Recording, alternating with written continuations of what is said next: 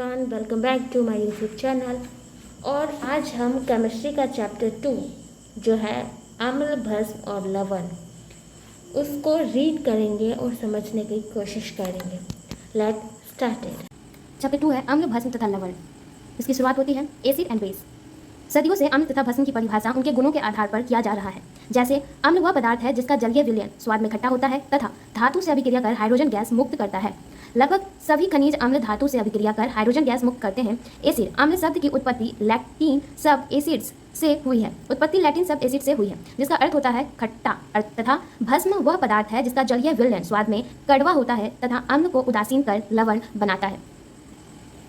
कुछ अम्ल दूसरे अम्ल की अपेक्षा तेजी से धातुओं में घुलकर कुछ हाइड्रोक्लोरिक गैस मुक्त करते हैं। जैसे लोहा कमरे के ताप पर जल से अभिक्रिया नहीं करता। एसिटिक अम्ल लोहा से धीमी गति से अभिक्रिया करता है तथा हाइड्रोक्लोरिक अम्ल तेजी से अभिक्रिया करता है, गैस मुक्त करता है। जैसे 2CH3COOH प्लस Fe अभिक्रिया करके बनाता है CH3COOH2 Fe plus H2 hydrogen gas मुक्त करता है। 2HCl यानी हाइड्रोक्लोरिक एसिड प्लस आयरन के साथ अभिक्रिया करके FeCl2 प्लस H2 बनाता है जिसमें हाइड्रोजन गैस जो है ये गैस मुक्त करता है। प्रारंभ से ही इस प्रयोग से प्रबल अम्ल तथा दुर्बल अम्ल में भेद बताया जा सकता है। हाइड्रोजन गैस का निकलने का वेग, इस चित्र द्वारा हाइड्रोजन गैस के निकलने के वेग को दर्शाया गया है। उसके बाद है अम्ल तथा भस्म के आणविक विवरण। सभी अम्ल भस्म तथा लवण के जलीय विलयन विद्युत का संचालन करते हैं जिन्हें हम विघटित या अपघट्य कहते हैं।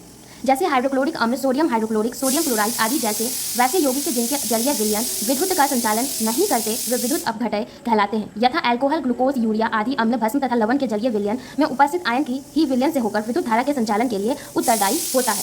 उसके बाद आती है कुछ कार्यकलाप। एक बीकर में तनु हाइड्रोक्लोरिक का विलयन ले तथा इसमें धातु के 2 इलेक्ट्रॉन डाले, चित्रानुसार सर्टिक जोड़कर विलयन की धारा प्रभावित करे। बिजली की धारा प्रभावित करते ही बल्ब जलने लगता है। इससे यह निष्कर्ष निकलता है कि बिजली की धीमा विलयन से होकर प्रभावित हो रही है। अतः अम्ल विद्युत का सुचालक होता है, यानी अम्ल जो होता है वो विद्युत का सुचालक होता है। H2SO4 का जलीय विलयन भी विद्युत का संचालन करता है। NaOH CaOH2 का होल ट्वाइस आदि के जलीय विलयन से भी विद्युत की धारा प्रभावित होती है क्योंकि NaOH CaOH का होल ट्वाइस आदि जल के विद्युत घुलकर आयन प्रदान करते हैं। और HCl हाइड्रोक्लोरिक अम्ल द्वारा विद्युत का संचालन होता है। ग्लूकोज का अल्कोहल के जलीय विलयन से विद्युत की धारा प्रभावित नहीं होती है क्योंकि ये जल में घुलकर आयन प्रदान नहीं करते हैं। जल द्वारा विद्युत अपघटन का आयनों में विघटन होने की अभिक्रिया को आयनन कहते हैं। आयनन तनुता के साथ बढ़ता है। विलयन जितना ही तनु होगा आयन की मात्रा उतनी ही अधिक होगी। अम्ल हमेशा अम्लीय नहीं होते। अब हम कुछ अम्लों के आयन पर विचार करते हैं। विशुद्ध एसिटिक अम्ल का सूचक पर कोई प्रभाव नहीं पड़ता तथा यह धातु के कार्बोनेटों से अभिक्रिया नहीं करता है। यह विद्युत का कुचालक होता है परंतु एसिटिक अम्ल का जलीय विलयन अम्ल के सभी अणु को प्रदर्शित करता है।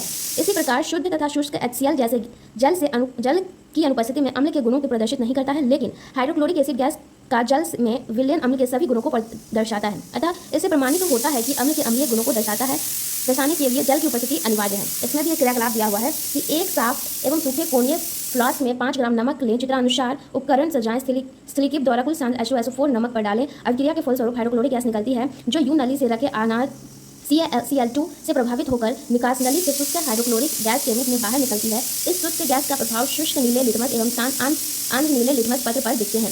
इस शुष्क हाइड्रोक्लोरिक गैस का शुष्क नीले लिटमस पत्र पर कोई प्रभाव नहीं पड़ता है परंतु यह आर्द्र नली लिटमस पत्र को लाल रंग से परिवर्तित कर देता है। जैसे यहाँ पे दर्शाया गया है कि शुष्क हाइड्रोक्लोरिक गैस तैयार कैसे होता है। उसके बाद आता है आर्हेनियस द्वारा अम्ल एवं भस्म की परिभाषा। अम्ल वह पदार्थ है जो जल में घुलकर हाइड्रोक्लोरिक H प्लस आयन देता है। जैसे HCl, H2SO4, HNO3, CH3COOH आदि अम्ल है क्योंकि ये जल में घुलकर हाइड्रोक्लोरिक आयन प्रदान करते हैं और उनके कुछ उदाहरण यहाँ दिए हुए हैं।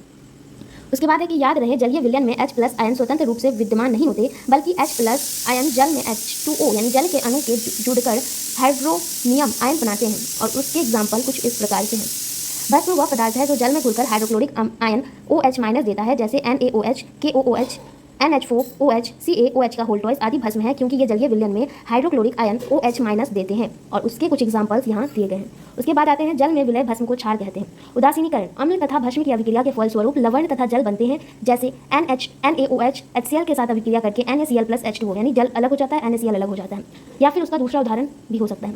धन आवेशित N प्लस आयन अम्ल के ऋण आवेशित Cl-N से जुड़कर लवण NaCl बनाता है तथा H plus N OH- N जुड़कर H2O बनाते हैं। चूंकि विलयन में H प्लस तथा OH- आयन नहीं पाए जाते अतः विलयन न अम्लीय होते हैं और ना ही क्षारीय होते हैं। और कुछ इस प्रकार हमने 2 पेजेस आसानी से इजीली रीड कर लिए और समझ में आया कि अम्ल क्या होता है। अम्ल जो होता है वो जल में घुलकर H प्लस आयन देता है और क्षार जो होता है वो जल में घुलकर OH- आयन देता है। Thank you for watching videos.